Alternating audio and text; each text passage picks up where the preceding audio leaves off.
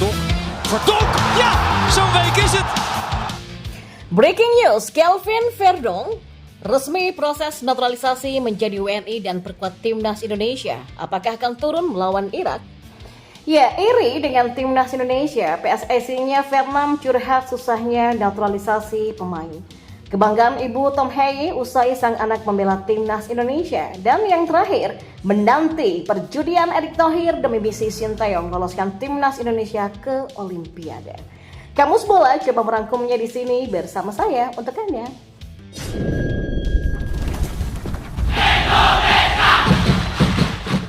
Ya, fullback kiri NEC Nijmegen Kelvin Verdonk mengkonfirmasi dalam proses naturalisasi menjadi warga negara Indonesia dan siap untuk memperkuat timnas Indonesia. Apakah pemain yang dikenal punya atribut tendangan bebas mematikan ini bisa diturunkan saat timnas Indonesia menjamu Irak di matchday kelima Grup F kualifikasi Piala Dunia 2026 zona Asia pada Kamis 6 Juni 2024 nanti? Ya, nama Kelvin Verdonk ramai dibicarakan sejak awal Maret 2024. Kelvin Verdonk banyak dibahas karena muncul dalam unggahan pelatih timnas Indonesia, Sinteyong, di Instagramnya. Awal bulan ini Sinteyong memang berkeliling Belanda dan sejumlah negara Eropa. Ya, agenda Sinteyong selain memantau performa para pemain aboardnya, juga membidik sejumlah pemain keturunan yang bisa memperkuat timnas Indonesia. Kelvin pun masuk bidikan. Sinteyong menyaksikan lagi NEC Nijmegen versus SC Heerenveen pada 10 Maret lalu. Kelar pertandingan, Sinteyong yang didampingi Fardy Bahdim pun juga foto bersama dengan Kelvin Verdonk. Lantas, dari mana darah Indonesia Kelvin Verdonk berasal? Ayah saya berasal dari Indonesia. Ia full Indonesia dan lahir di sana juga. Oma dan opa saya dari ayah saya juga lahir di sana, sedangkan mama saya dari Belanda. Kalau tidak salah, ayah saya berasal dari Melaboh atau Aceh, kata Kelvin. Dan ketika ditanya apakah tertarik untuk memperkuat timnas Indonesia, Kelvin Verdonk malah memberikan bocoran. Ia belak-belakan sedang dalam proses mendapatkan paspor Indonesia. Memperkuat timnas Indonesia itu merupakan hal yang sudah lama saya pikirkan. Kalau boleh jujur, kita sedang dalam proses naturalisasi ya. Jadi sekarang saya sedang menunggu bagaimana prosesnya. Kalau semua proses sudah selesai, kita akan lihat kapan saya bisa bermain untuk timnas Indonesia. Tapi sekarang semuanya masih sedang diurus, kata pesepak bola berusia 26 tahun itu. Kelvin Verdonk memandang timnas Indonesia jauh lebih kuat semenjak kehadiran Tom Hye dan kawan-kawan. Ia pun yakini timnas Indonesia bisa menumbangkan Irak pada 6 Juni nanti.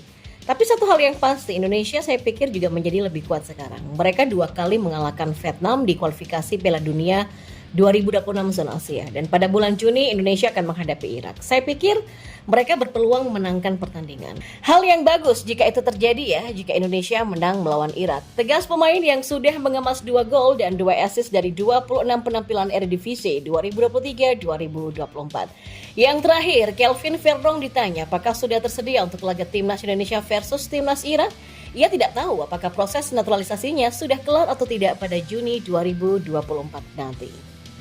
Ya, Vietnam ternyata iri dengan program naturalisasi pemain yang dilakukan timnas Indonesia. Federasi Sepak Bola Vietnam atau VFF mengaku ingin memproses banyak pemain tetapi terkendala prosesnya yang sulit. Belum lama ini timnas Indonesia berhasil menghajar Vietnam dengan skor 3-0. Salah satu kesuksesannya adalah dengan diperkuat para pemain keturunan. Buktinya, 2 pencetak gol skuad Garuda adalah pemain naturalisasi, Jae Itses serta Ragnar Oratmangun. Dan melihat perkembangan ini, Vietnam sendiri mengatakan tidak anti naturalisasi. Buktinya, mereka memproses Philip Nguyen yang sebelumnya berkebangsaan Republik Ceko. Jelas bahwa dunia sepak bola berubah dengan cepat dan dalam waktu dekat Vietnam juga akan mengalami perubahan. Kami sudah melakukan naturalisasi pemain, contohnya Philip Nguyen. Kami melihat negara lain dan melihat bahwa mereka juga mengalami perubahan seperti itu, kata Wakil Presiden VFF Tran Am Tu yang dinukil dari Soha.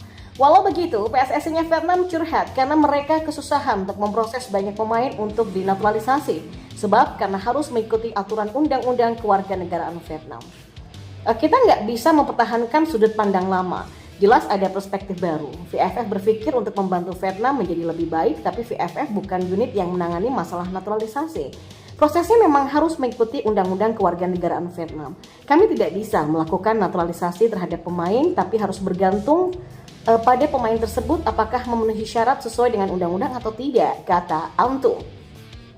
Dan kita beralih ke informasi selanjutnya. Ibu Tom Hei yang bernama Maria Hei mengaku bangga setelah melihat anaknya debut bersama timnas Indonesia di kualifikasi Piala Dunia 2026 zona Asia. Tom Hei sebenarnya belum lama menjalani sumpah menjadi WNI. Untuk itu, ia bahkan baru bisa menjalani debutnya bersama timnas Indonesia melawan Vietnam di laga tandang pada Selasa kemarin. Hal ini karena proses perpindahan Federasi Pemain SC Heerenveen ini baru kelar sebelum tanggal 26 Maret 2024. Oleh karena itulah, ia masih duduk di bangku penonton saat timnas Indonesia berlaga sebagai tim tuan rumah di Stadion Utama Gelora Bung Karno Senayan pada Kamis lalu. Dalam laga debutnya bersama timnas Indonesia di Hanoi, Vietnam pada Selasa 26 Maret, Tom Hei menyumbangkan 1 assist. Pemain berusia 29 tahun ini berhasil mencetak assist lewat tendangannya yang langsung disundul oleh Jay Itzes ke arah gawang. Dalam video itu memperlihatkan Tom Hei saat bermain bersama tim Merah Putih melawan Vietnam. Tentu saja tidak ketinggalan aksinya yang berhasil membuat Jay Itzes mencetak gol. Ya, walaupun ada beberapa kegiatan juga seperti saat di ruang ganti dan tengah melakukan pemanasan. Mantan pemain Ado Den Haag tersebut mengunggah video dirinya dengan keterangan untuk mengenang debutnya bersama timnas Indonesia. Melihat video ini ternyata ibu dari Tom Hei pun memberikan respon kepada anaknya.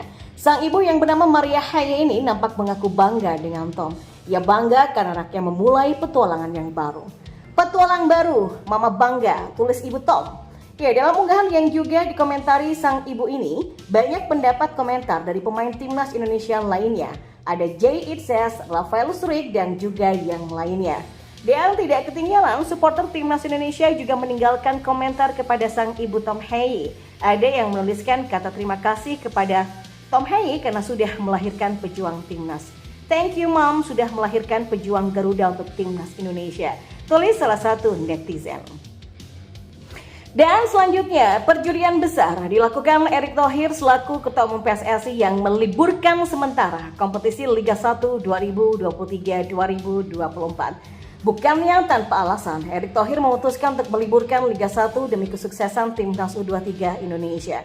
Diketahui target tinggi diusung Timnas U23 Indonesia jelang pertarungan pada ajang Piala Asia U23 2024 di Qatar. Bergabung dengan Qatar sebagai tuan rumah, Australia dan Yordania di grup A Piala Asia U23 2024. Jelas menjadi tantangan besar bagi timnas Indonesia U23 yang dituntut harus melaju jauh di turnamen tersebut.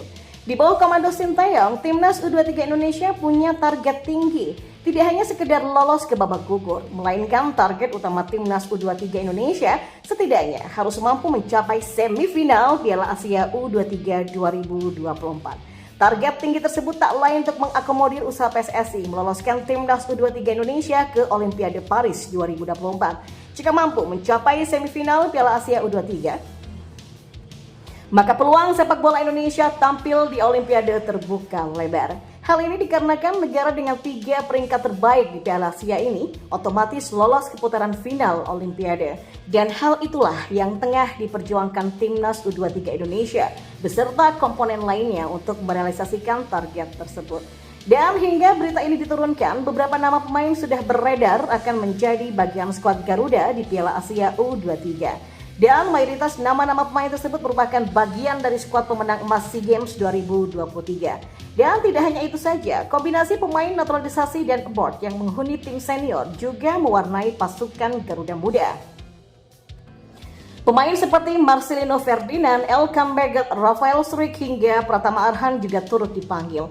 Dan untuk memudahkan beberapa pemanggilan pemain ini, PSSI pun rela melakukan berbagai hal, termasuk salah satunya meliburkan kompetisi Liga 1. Ya, penjedaan kompetisi Liga 1 seakan menjadi jalan tengah untuk mengakomodir kepentingan timnas Indonesia, termasuk timnas U23 Indonesia yang ditarget bisa mengamankan tiket Olimpiade lewat jalur Piala Asia U23. Hal sama pernah dilakukan PSSI saat menjeda kompetisi Liga 1 musim ini pada bulan Januari 2024 lalu.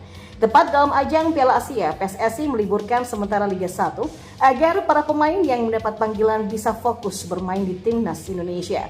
Di sisi lain, kebijakan tersebut untuk meminimalisir gesekan antara klub dengan pelatih timnas. Hasilnya cukup bagus, di mana timnas Indonesia mampu lolos pertama kali ke fase gugur Piala Asia 2023.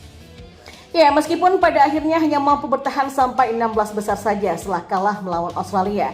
Namun, capaian tersebut akan menjadi hal yang positif bagi timnas Indonesia asuhan dari Sinteyong saat bermain di level Asia.